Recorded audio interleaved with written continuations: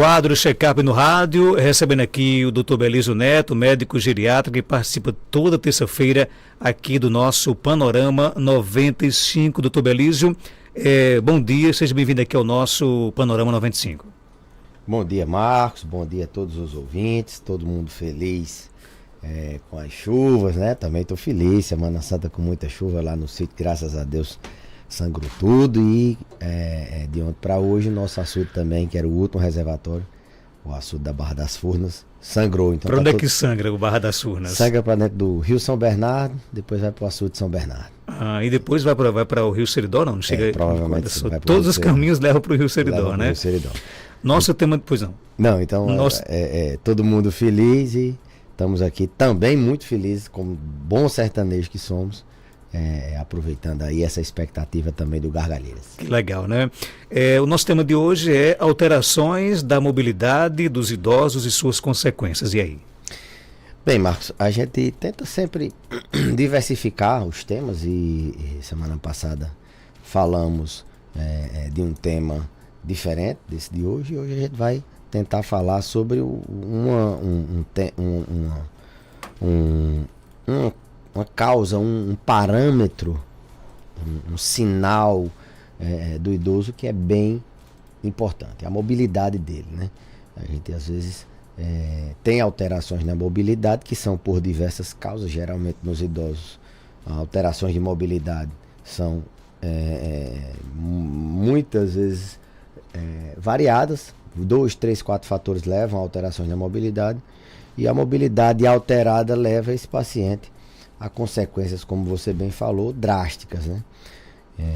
A iniciar pela diminuição da atividade dele, né? O músculo trabalha menos, o paciente tem uma diminuição na formação óssea, na manutenção da densidade do osso, o osso fica mais fraco, o músculo fica mais fraco, ele começa a gastar menos energia, consequentemente começa a se alimentar menos e ele entra nessa espiral de perdas que chamamos de fragilidade. Além disso, alterações que geram a limitação na mobilidade, elas podem trazer solidão, tristeza, depressão, solidão, que é um grande inimigo do paciente idoso. Haja vista que ele já tem diversos caminhos que podem terminar na solidão, não é só a falta de ter alguém para conversar, mas diversos caminhos podem levar ao idoso ficar mais isolado, e a perda da mobilidade é um deles. Você não se movimenta, você tem menos relação, você vai menos à calçada conversar. Antigamente, quando a gente ia, né? Hoje já não vai tanto em virtude da violência, mas você ia para um outro cômodo, assistir uma TV, e você ia no banheiro sozinho, e o idoso ele perde, com a perda da mobilidade, ele perde independência também. Ele começa a depender. Menino, vai pegar aquele copo d'água, tá na hora do meu remédio, que antes ele ia sozinho, vai perdendo independência. O banho começa a ficar mais difícil. Então, são consequências drásticas. E uma que a gente tem sempre na mente, a perda da mobilidade, ela passa também por alterações de postura, de marcha, de equilíbrio, que é a queda, né? A queda com os seus com o seu maior drama, que é a fratura. E a depender do local, essa fratura pode ser um divisor de águas na vida desse idoso, tornando-o dependente para o resto da vida, incapacitando ou mesmo levando a óbito, né? A gente sabe que fraturas são mais impactantes para a vida de um paciente idoso, até mesmo do que doenças classicamente tidas como muito graves. Um câncer, como por exemplo, uma fratura pode matar mais do que um câncer. Uma fratura pode matar mais do que um infarto nos dias atuais, pode matar mais do que outras doenças que a gente já sabe da gravidade. Então, como eu falei no início, Marcos, as consequências são essas e várias outras, né? Desde solidão, depressão, isolamento, perda da independência, desidratação, ele passa a ingerir menos líquido porque não tem a mesma atividade, quedas, fraturas, até mesmo a memória, né? Recentemente publicaram um estudo onde viu-se a associação de atividade física em memória. E o idoso que tem alteração na mobilidade, ele vai diminuir naturalmente a sua capacidade de andar, de ficar em pé, de se locomover. As causas são inúmeras, né? Como eu falei anteriormente, e em outros vários programas, dificilmente uma queixa, uma alteração no idoso, ela é respondida por um só fato, por uma só doença, por uma só alteração. A começar pelas alterações do envelhecimento. Quando a gente envelhece, a gente tem uma tendência a perder massa muscular, perder músculo, tem uma tendência a perder a capacidade de se manter em pé por diminuição dos reflexos. A gente tem uma tendência a alterar o nosso equilíbrio, abrindo a base das pernas, andando com o eixo de locomoção um pouquinho desviado, os passos são mais curtos. Então, isso tudo é alteração na mobilidade. Então, além do envelhecimento ser um fator que fica facilitando, assim vamos dizer, a perda da mobilidade no idoso, se ele não resistir a isso, se ele não tratar as causas pelas quais ele está passando e está alterando a mobilidade, a tendência é que ele realmente possa ficar dependente. Então, além das alterações do envelhecimento, Marcos, vou dar um exemplo de dor. Dor é uma causa de perda de mobilidade. Dor em membros inferiores, por exemplo, quadril, joelho, coluna, tornozelo, pé. O paciente está acometido de dor, ele tem naturalmente uma capacidade de se locomover menor, ele tem uma alteração de mobilidade. E se essa dor não for tratada, ela for cronificada, ele vai perder sim mobilidade, vai tender a andar menos, a precisar mais das pessoas, a entrar naquela perda em espiral que eu falei, que é aquela famosa bola de neve de perder mobilidade, perder energia, perder apetite, emagrecer e perde mais mobilidade e assim por diante. Então, dor, às vezes a gente nem imagina que uma dor é capaz de... Até percebe quando está com a dor e vê que não está andando do mesmo jeito. E evita andar porque a dor limita ele. Então, dor é uma causa de perda de mobilidade, principalmente da coluna lombar para baixo. Alterações do equilíbrio, Marcos, são classicamente alterações, doenças, transtornos no equilíbrio, são classicamente alterações que geram perda da mobilidade. O equilíbrio da gente, ele que depende não só do labirinto, né? O labirinto e o cérebro, eles são a central que comanda, que consegue detectar os estímulos para onde seu corpo está indo, pendendo e corrigir. Ele vê se a cabeça está indo para o lado, ele processa e corrige, manda corrigir. Então, alterações na central, as labirintopatias, as famosas labirintopatias que causam tontura, elas podem sim alterar a mobilidade do indivíduo que quando anda pende, quando levanta fica tonto, não consegue levantar direito, às vezes está em pé muito tempo, ele quer desfalecer, ele tem alterações no labirinto que podem, não só no labirinto, mas como eu falei, na central de processamento, que é o cérebro envolvendo o labirinto, elas podem alterar a mobilidade. Ninguém fica andando, principalmente um paciente idoso, fica andando com a mesma facilidade se ele tiver uma tontura, um desequilíbrio, se ele tiver uma vertigem, se ele desfalecer quando fica sentado ou em pé, se ele anda e cambaleia ali, ou se ele tem uma crise de tontura vários dias. Então, doenças que acometem o equilíbrio, nessa parte central do equilíbrio, podem levar o indivíduo a perder mobilidade. Isso é avaliado na consulta, já falei por diversas vezes que a consulta geriátrica ela envolve a aplicação de um instrumento chamado de avaliação geriátrica ampla, onde a gente vai avaliar esses domínios menos explorados, assim vamos dizer, na consulta tradicional.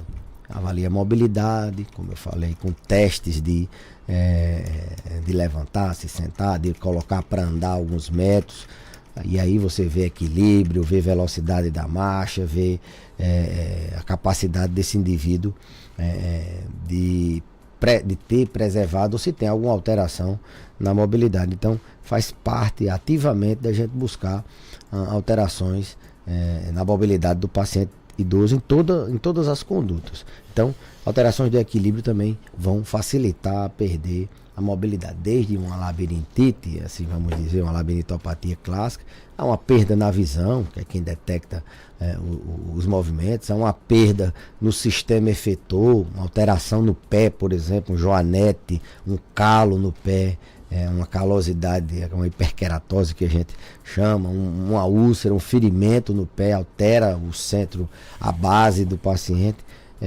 e isso pode gerar alterações de mobilidade. Tem várias outras causas, as mais comuns são essas.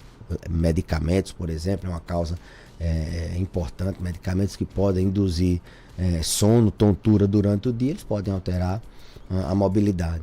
Então é um sinal de boa saúde, de que você está tendo uma longevidade saudável, um envelhecimento bem sucedido, quando você tem preservado a sua capacidade de se movimentar. Seja ela de total independência ou seja ela mínima de se transferir de um cômodo para outro. Eu sempre digo que às vezes a gente não consegue recuperar totalmente a função, mas só em a gente não deixar mais que aquilo piore, não deixar que aquele indivíduo tenha uma mobilidade piorada ao longo dos dias, a gente já está modificando, preservando, evitando as consequências que eu falei ainda há pouco. Muito beleza. Então, no caso, o ouvinte até pergunta aqui que diz que o pai dela tem 80 anos e praticamente não consegue andar. Quando se levanta, tem dificuldades e fica cambaleando. O ideal nesse caso é o idoso sempre se preocupar em fortalecer a sua musculatura? O ideal nesse caso aí é a gente identificar por que é que está acontecendo isso. Por exemplo, será que é um medo intenso de cair? Um transtorno que a gente chama transtorno fóbico pós-queda, uma pitofobia, um medo desproporcional de andar por uma iminência de uma queda, ou mesmo sofrer uma pequena queda e ele está sem conseguir mais andar. Será que é por uma dor no joelho, na coluna, ele não consegue mais ficar equilibrado? Será que é alguma alteração no equilíbrio na central, como eu falei, uma labirintopatia, uma queda de pressão? Será que é perda de força nas estruturas musculares, nos tendões, assim, na estrutura muscular, né? Doenças nos tendões, nos ossos, alguma coisa nesse sentido? Identificar as causas, Marcos. Então, você enxergando quais são as causas, você consegue certeiramente atuar ali. Então, seria uma avaliação e a gente identificar as causas.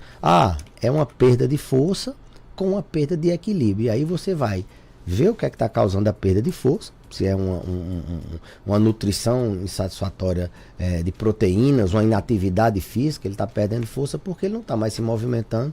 Então, você vai colocar ele num programa de reabilitação, de fortalecimento, como você bem falou, dos membros inferiores. Mas será que é só a força? Não, ele também tem um encurtamento, ele também tem uma alteração num tendão, que encurta ele não consegue mais manter o equilíbrio. É o pé dele que tem uma deformidade por uma artrose, ele não consegue. Então, assim, se já chegou a esse ponto, faz muitos anos que está assim, ou muitos meses, a gente tem mais trabalho de reabilitar. Mas, identificando as causas, passando o que eu sempre digo, passando o pente fino nesse idoso, que é uma característica própria da geriatria, é a gente avaliar o paciente idoso. A gente não avalia a doença do idoso, não. A gente trata as doenças no paciente idoso. Então, avaliando as causas, identificando, examinando direitinho, a gente consegue atuar ali mais certeiramente e esse paciente vai ter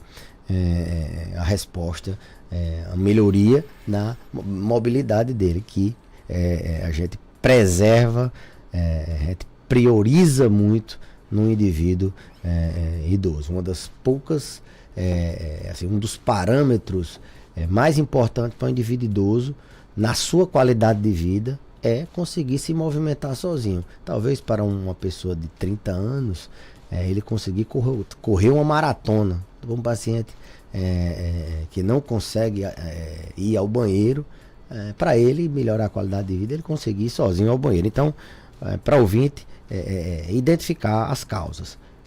Identificar essas causas, a gente vai atuar nas diversas causas, com a proporção que cada uma tem nessa queixa que ela falou que não consegue nem andar, fica em pé já desequilibrado.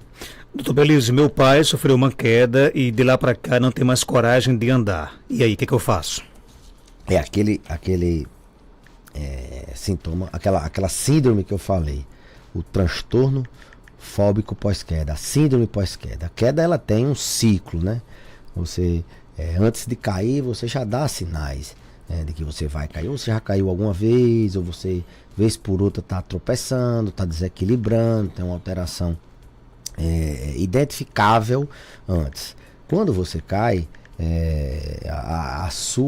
eu sempre digo, o cérebro dá uma chacoalhada que faz com que você tenha consequências no pós-queda. Você fraturando ou não, o indivíduo idoso, quando ele cai ou quando ele quase cai, ele desenvolve um medo, pode desenvolver esse transtorno fóbico pós-queda desproporcional à queda. Às vezes ele nem chegou a cair, só quase caiu. Ou às vezes é uma quedinha, eu não gosto de minimizar a queda, toda queda é importante, mas é uma queda que não gerou nem um arranhão, assim vamos dizer, mas ele ficou sem andar, porque ele ficou com muito medo de cair, um medo extremo de cair. Isso é uma síndrome fóbica, é uma espécie de ansiedade, é um medo de andar intenso que incapacita o indivíduo literalmente de andar. Tem que ser identificado, como eu falei, mas a abordagem é tratar com medicamento junto com a reabilitação, com a fisioterapia voltada para treino de marcha, de equilíbrio, de força. Dá um trabalhinho para as pessoas. Quando não tem queda com fratura, é mais fácil da gente tratar.